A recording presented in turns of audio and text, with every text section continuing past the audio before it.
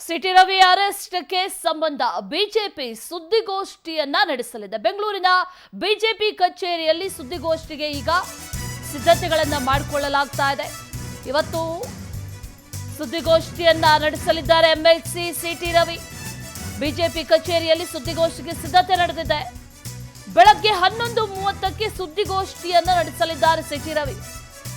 ಈ ಘಟನೆ ಸಂಬಂಧ ವಿವರಣೆಯನ್ನ ನೀಡಲಿದ್ದಾರೆ ಬಿಜೆಪಿ ಎಂಎಲ್ಸಿ.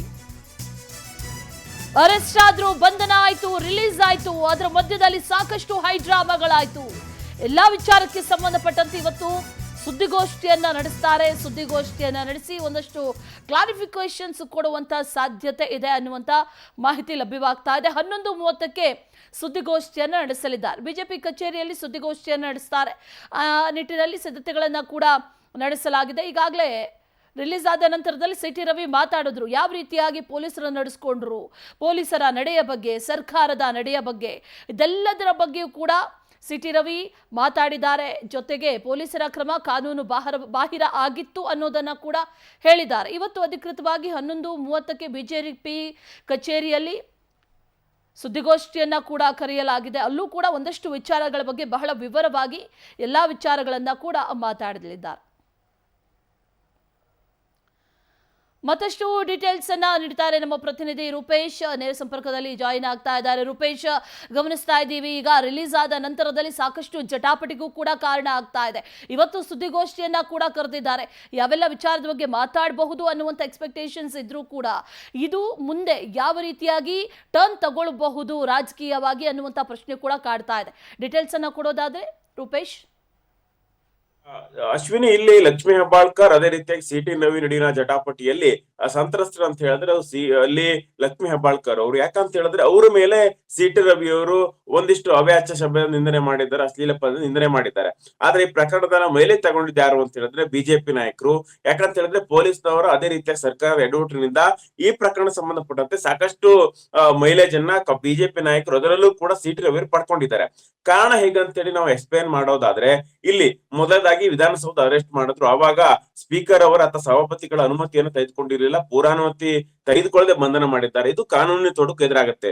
ಯಾಕಂತ ಹೇಳಿದ್ರೆ ಮುಂದೊಂದ್ ದಿನ FIR ಸ್ಕ್ವಾಶ್ ಮಾಡ್ಬೇಕು ಬಂದಾಗ, ಅದೇ ರೀತಿಯಾಗಿ ಅವರಿಗೆ ರಿಲೀಫ್ ಸಿಗ್ಬೇಕಂತ ಬಂದಾಗ ಈ ಅಂಶವನ್ನು ಕೂಡ ಪರಿಗಣಿಸಲಾಗುತ್ತೆ. ಹೀಗಾಗಿ ಸದನದ ಒಳಗಡೆ ಈ ರೀತಿಯಾಗಿರ್ತಕ್ಕಂತ ಘಟನೆ ನಡೆದಿರೋದ್ರಿಂದ ಸ್ಪೀಕರ್ ಅವರ ಅನುಮತಿಯನ್ನು ತೆಗೆದುಕೊಳ್ಬೇಕಾಗತ್ತೆ.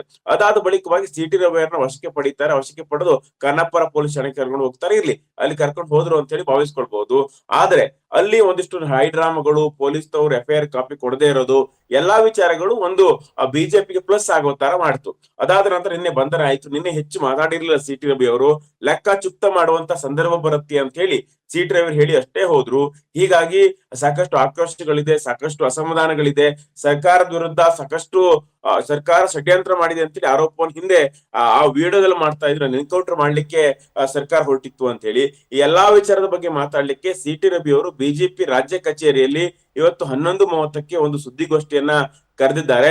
ಈ ಸುದ್ದಿಗೋಷ್ಠಿಯಲ್ಲಿ ಸವಿವರವಾಗಿ, ಯಾಕಂತ ಹೇಳಿ ನಮ್ಗೆ ಎಲ್ಲಾ ವಿಚಾರ ಗೊತ್ತಿಲ್ಲ. ಯಾಕಂತ ಹೇಳಿ ಸಿಟಿ ರವಿ ಅವರನ್ನ ವಶಕ್ಕೆ ಪಡ್ಕೊಂಡ್ರು ಅಂತೇಳಿ ಮಾತ್ರ ಗೊತ್ತಿದೆ.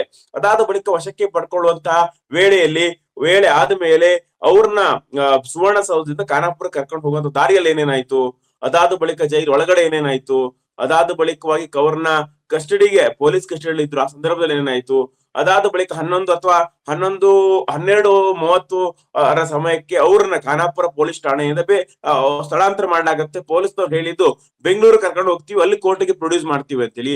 ಬೆಂಗಳೂರು ಕರ್ಕೊಂಡು ಹೋಗಿರ್ಲಿಲ್ಲ. ಹೀಗಾಗಿ ರಾಮದುರ್ಗ ಸೇರಂತೆ, ಬೆಳಗಾವಿ, ಧಾರವಾಡ ಸೇರಂತೆ ಹಲವಾರು ಹಳ್ಳಿಗೂ ಗಲ್ಲಿಗೂ ಅವ್ರನ್ನ ಕರ್ಕೊಂಡು ಹೋದ್ರು. ಆವಾಗ ಎನ್ಕೌಂಟರ್ ಮಾಡುವಂತ ಪ್ರಯತ್ನ ಅಂತ ಹೇಳಿ ನಿರ್ಜನ ಪ್ರದೇಶ ಕರ್ಕೊಂಡು ಹೋಗಿದ್ದೆ. ಯಾಕೆ ಎನ್ಕೌಂಟರ್ ಮಾಡುವಂತ ಪ್ರಯತ್ನ, ನನ್ಗೆ ಥ್ರೆಟ್ ಇದೆ, ಆದ್ರೂ ಕೂಡ ಯಾಕೆ ಇಲ್ಲಿ ಕರ್ಕೊಂಡು ಬಂದಿನಿ ಅಂತ ಹೇಳಿ ಪ್ರಶ್ನೆಯನ್ನ ಮಾಡಿದ್ರು. ಈ ಎಲ್ಲಾ ವಿಚಾರವನ್ನು ನೋಡೋದಾಗ ಇಲ್ಲಿ ಸ್ಪಷ್ಟವಾಗಿ ಗೊತ್ತಾಗುತ್ತೆ ಸಿಟಿ ರವಿ ಅವರು ಅನುಕಂಪ ಪಡ್ಕೊಂಡ್ರು ಅಂತ ಹೇಳಿ. ಹೀಗಾಗಿ ಈ ಎಲ್ಲಾ ವಿಚಾರದ ಬಗ್ಗೆ ಮಾತಾಡ್ಲಿಕ್ಕೆ, ಅದೇ ರೀತಿಯಾಗಿ ಬಿಹೈಂಡ್ ದಿ ಸೀನ್ ಏನೇನಾಯ್ತು ಅಂತೇಳಿ ಸ್ಪಷ್ಟವಾಗಿ ಹೇಳ್ಕೊಳ್ಳಿಕ್ಕೆ ಇವತ್ತು ಸಿಟಿ ರವಿ ಅವರು ಸುದ್ದಿಗೋಷ್ಠಿಯನ್ನು ಕರೆದಿದ್ದಾರೆ. ಈ ಸುದ್ದಿಗೋಷ್ಠಿಯಲ್ಲೇ ಸವಿವರವಾಗಿ ಏನೇನಾಯ್ತು, ಯಾವೆಲ್ಲ ಕಾರಣಗಳಿಂದ ಸಿಟಿ ರವಿ ಅವ್ರಿಗೆ ಇಲ್ಲಿ ಸರ್ಕಾರ ಟಾರ್ಗೆಟ್ ಮಾಡ್ತು, ಎಲ್ಲಾ ವಿಚಾರವನ್ನ ಹೇಳ್ಕೊಳ್ಳಿಕ್ಕಿದ್ದಾರೆ. ಅದೇ ರೀತಿಯಾಗಿ DK ಶಿವಕುಮಾರ್, ಅದೇ ರೀತಿ ಹೆಬ್ಬಾಳ್ಕರ್ ಅವ್ರನ್ನೇ ಟಾರ್ಗೆಟ್ ಮಾಡಿ ಇವತ್ತು ಸುದ್ದಿಗೋಷ್ಠಿ ಮಾಡಿಸೋ ಸಾಧ್ಯತೆ ಇದೆ. ಈ ಸುದ್ದಿಗೋಷ್ಠಿ ಬಳಿಕವಾಗಿ ಏನೇನಾಯ್ತು, ಒಂದಿಷ್ಟು ಲೋಪಗಳಾಯ್ತು, ಅದೆಲ್ಲವೂ ಕೂಡ ಗೊತ್ತಾಗತ್ತೆ ಇಲ್ಲಿ Ashwini. Right Rupesh, thank you ಡೀಟೇಲ್ಸ್ಗೆ.